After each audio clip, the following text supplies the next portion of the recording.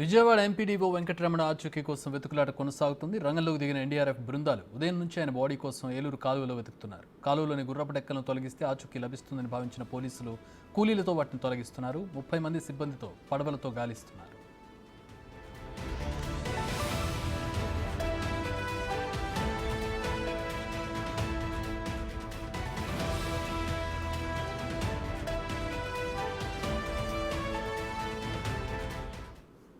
మా ప్రతినిధి మల్లికార్జున్ దీనికి సంబంధించి మరిన్ని వివరాలు అందిస్తారు. మల్లికార్జున్,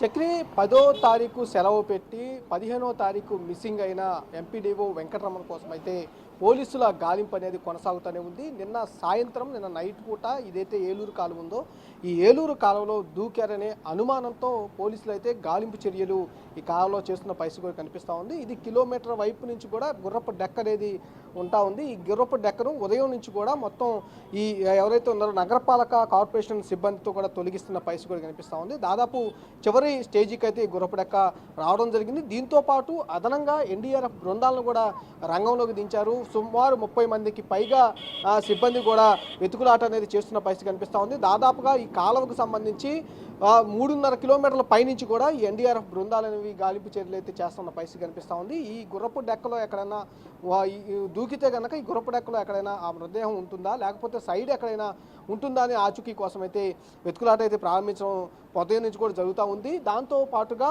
ఆయన దూకారు అనే దానికి ఒక చిన్న సంబంధించి అనుమానం అయితే వ్యక్తం చేస్తున్నారు తప్పితే పూర్తి స్థాయిగా ఆత్మహత్య చేసుకున్నాడా లేకపోతే మరేం స్టార్ట్ అయినా ఉన్నారా అనేది కోణంలో కూడా విచారణ చేస్తున్న పరిస్థితి కూడా కనిపిస్తూ ఉంది. ప్రధానంగా సిగ్నల్ ఆధారంగా ఏదైతే మొబైల్ సిగ్నల్ ఆధారంగానే ఈయన కోసం మిస్సింగ్కి సంబంధించి వెతుకులాట అయితే చేస్తున్న పరిస్థితి కనిపిస్తూ ఉంది. 15వ తారీఖు ఉదయం ఆయన ఎవరైతే ఎంపీడీఓ వెంకటరామ ఉన్నారో ఆయన ఇంట్లో నుంచి వెళ్ళిపోవటము, తర్వాత నిన్న వాళ్ళ కొడుకులకి వాళ్ళిద్దరు కొడుకులకు కూడా మెసేజ్లు అనేది పెట్టడం జరిగింది. పవన్ కళ్యాణ్కి ఒక లెటర్ మీరు అందజేయండి అంటూ కూడా ఒక లెటర్ను కూడా పవన్ కళ్యాణ్ ఆ లెటర్ను కూడా కొడుకులకు కూడా పంపించిన పరిస్థితి కూడా ఉంది. దాంతోపాటు కుటుంబ సభ్యులు కూడా ఉదయం నుంచి ఈ వెతుకులాటలకు సంబంధించి వాళ్ళు ఎదురు చూపులు అయితే కొనసాగుతున్న పరిస్థితి కూడా కనిపిస్తూ ఉంది. పూర్తిగా వారు ఉదయం నుంచి కూడా ఇక్కడే పూర్తి స్థాయిలో ఉండి తన తండ్రికి సంబంధించి ఆచూకీ ఏమైనా లభ్యమవుతుందనే కోణంలో కూడా వాళ్ళు ఎదురు చూస్తున్న పరిస్థితి కూడా కనిపిస్తూ ఉంది. ఆ తండ్రి ఆచూకీ అంటే చాలా నిబద్ధతతో న్యాయంగా పనిచేసిన తన తండ్రిని ఈ విధంగా వేధించడం వల్లే ఈ ఆత్మహత్య చేసుకొని ఉంటాడనే భావన అయితే ఇటు కొడుకులు కూడా వ్యక్తం చేస్తున్న పరిస్థితి కూడా కనిపిస్తూ ఉంది. ఇదైతే గాలింపు చర్యలు అయితే ప్రస్తుతం కొనసాగుతున్న పరిస్థితి కూడా ఉంది. వాళ్ళ కుమారులు ఉన్నారు, వాళ్ళతో కూడా మాట్లాడదాం. ఉదయం నుంచి కూడా ఇక్కడే మీ తండ్రి గారి కోసం వెయిట్ చేసిన పరిస్థితి కనిపిస్తుంది. పోలీసులు ఏమన్నా మీతో మాట్లాడటం కానీ అట్లాంటి ఏమైనా జరిగింది? చేస్తున్నారండి, వాళ్ళు చేయాల్సిందంతా చేస్తున్నారు. ఎన్డీఆర్ఎఫ్ వాళ్ళు కూడా వచ్చారు కదా, నరసాపురం ఎమ్మెల్యే గారు తమ్ముడు కూడా వచ్చారు ఇందాక ఇంటికి, ఫాలోఅప్ చేస్తున్నారు. నరసాపురం ఎమ్మెల్యే ఏమైనా మాట్లాడటం జరిగిందా మీతో? ఏమన్నా దీని గురించి మాట్లాడారండి, ప్రెస్ కాన్ఫరెన్స్లో కూడా మాట్లాడి మాకు సపోర్ట్ చేస్తామని చెప్పారు.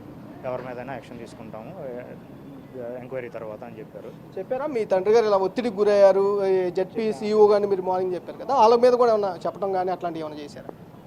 చెప్పామండి, మొత్తం చెప్పాము, జరిగిందంతా చెప్పాము. జెడ్పీ సీఈఓ ప్లస్ ఎక్స్ఎమ్మెల్యే వీళ్ళందరూ ఇంటర్ఫీరెన్స్ ఉంది దీనిలో, ఆ ప్రెజర్ తట్టుకోలేక చేసుకున్నాడని చెప్పాము. పవన్ కళ్యాణ్ మీరు కలుస్తామని చెప్పారు కదా, ఏమన్నా అటు తీసుకెళ్తామని వాళ్ళు ఏమన్నా హామీ ఏమన్నా ఇచ్చారా? రేపు ఎల్లుండిలో ముందు ఇది ట్రేస్ చేసిన తర్వాత తీసుకెళ్తామని తీసుకెళ్ళి న్యాయం చేస్తానని చెప్పారు. పవన్ కళ్యాణ్ దగ్గరికి వెళ్ళినప్పుడు ఏమి మీ వినతులు విన్నవించబోతా ఉన్నారు? సిన్సియర్ ఆఫీసర్ని ఎందుకు ఇట్లా చేయాల్సి వచ్చింది, వాళ్ళని వదలకూడదని మా రిక్వెస్ట్, పనిష్ చేయమని మా రిక్వెస్ట్ ఎవరైనా సరే. ప్రధానంగా అక్కడున్న ఎమ్మెల్యే బొమ్మకర్ నాయకుడు కూడా సోదరుడు ఇక్కడికి వచ్చారని కూడా కుటుంబ సభ్యులు చెబుతున్న పరిస్థితి కనిపిస్తూ ఉంది. తన తండ్రి ఆత్మహత్య చేసుకొని ఉంటారనే వాళ్ళ భావనలో అయితే వాళ్ళైతే చెప్తా ఉన్నారు. అక్కడ ఎందుకు చేసుకోవాల్సి వచ్చిన కారణాలు కూడా ఎమ్మెల్యేకు మేము వివరించామని కూడా ఇటు వాళ్ళ కొడుకు కృష్ణ చెప్తున్న పరిస్థితి కూడా కనిపిస్తూ ఉంది. ఖచ్చితంగా పవన్ కళ్యాణ్ని కలుస్తామని 2 రోజుల్లో మాకు అపాయింట్మెంట్ కూడా ఇవ్వబోతున్నారని కూడా కృష్ణ చెప్తున్న పరిస్థితి కనిపిస్తూ ఉంది. దాంతోపాటు తన తండ్రి నిజాయితీగా ఉన్న తండ్రికి ఇలాంటి బాధలు ఇబ్బందులు పెట్టారంటూ కూడా ఆవేదన వ్యక్తం చేస్తున్న పరిస్థితి కనిపిస్తూ ఉంది. చక్రి, ఇక్కడ మల్లికార్జున్, పోలీసుల వర్షన్ ఏంటి? పోలీసులు ఏం చెప్తూ ఉన్నారు అంటే ఆయన లాస్ట్ లొకేషన్కి సంబంధించి కానీ, సీసీ ఫుటేజ్ లాంటి ఆధారాలు కానీ, ప్రత్యక్ష సాక్షులకు సంబంధించి కానీ, ఆయన లాస్ట్ మాట్లాడినటువంటి మాటలకు సంబంధించి కానీ?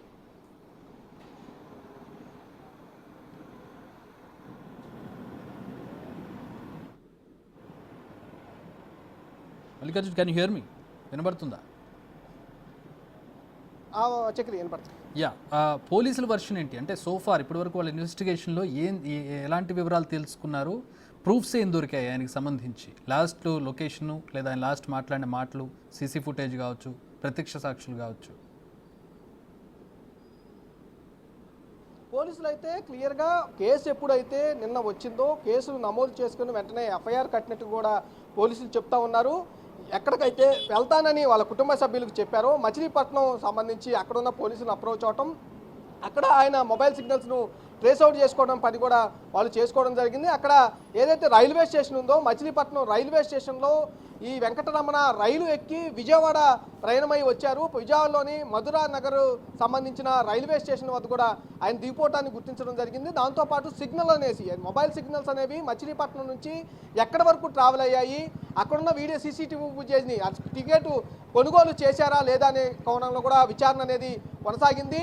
అక్కడ కన్ఫర్మ్ చేసుకున్న తర్వాత అంటే వెహికల్ సంబంధించి వెహికల్ 2 వీలర్ వెహికల్ అనేది కానూరు నుంచి ఇటు మచిలీపట్నం కూడా కానూరు కూడా వెళ్ళటం, కానూరు నుంచి మచిలీపట్నం వరకు కూడా వెహికల్ వేసుకొని 2 వీలర్ వేసుకొని వెళ్ళడం జరిగింది. ఆ వెహికల్ కూడా అక్కడ వదిలేసి ట్రైన్లో వెంకటరమణ ఈ విజయవాడ రావడం జరిగింది. విజయవాడ దగ్గరలో ఉన్న మధురా నగర్ అంటే దగ్గరలో ఉన్న విజయవాడ సిటీకి దగ్గరలో అనుకుని ఉన్న స్టేషన్ మధురా నగర్ స్టేషన్లో కూడా ఆయన దిగటం, అక్కడి నుంచి స్టేషన్ పక్క రోడ్డు ఇప్పుడు మనం చూస్తున్న రోడ్డు ఏదైతే కాలు ఉందో ఇది స్టేషన్కి కొంచెం పక్కనే ఒక 100 మీటర్ల దూరంలోనే ఉంటుంది. అక్కడి నుంచి నడుచుకుంటూ కూడా ఈ కాలువ దగ్గరకు వచ్చినట్టు కూడా చెప్తా ఉన్నారు. ఇక్కడ ఏదైతే సిగ్నల్స్ ఈ మనకు సంబంధించి ఇప్పుడు ఏదైతే కాలువ ఉందో ఈ కాలువకు సంబంధించిన దగ్గరలో కూడా సిగ్నల్స్ అనేవి ఆగిపోవడం జరిగింది.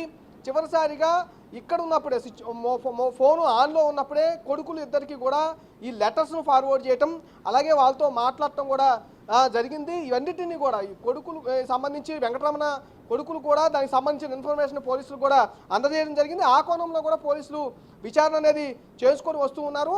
ఇక్కడ సిగ్నల్స్ అనేవి ఇక్కడే కట్ అయినాయి కాబట్టి ఇక్కడ ఒక వ్యక్తి దూకిన సౌండ్ను కూడా అక్కడ ఎవరైతే లైటింగ్ అనేది సెటప్ చేస్తున్న ఒక వ్యక్తులు చూడటం గారు కాబట్టి ఇక్కడ ఏమైనా వెంకటరమణకు సంబంధించిన ఆచూకీ ఏమైనా లభ్యమవుతున్న కోణంలో కూడా ఉదయం నుంచి పోలీసులు అయితే ఈ ఆచూకీ కోసం అయితే ఈ సంబంధించిన దర్యాప్తు అయితే కొనసాగుతున్న పరిస్థితి కనిపిస్తూ ఉంది. Chakri, right, thanks for the updates.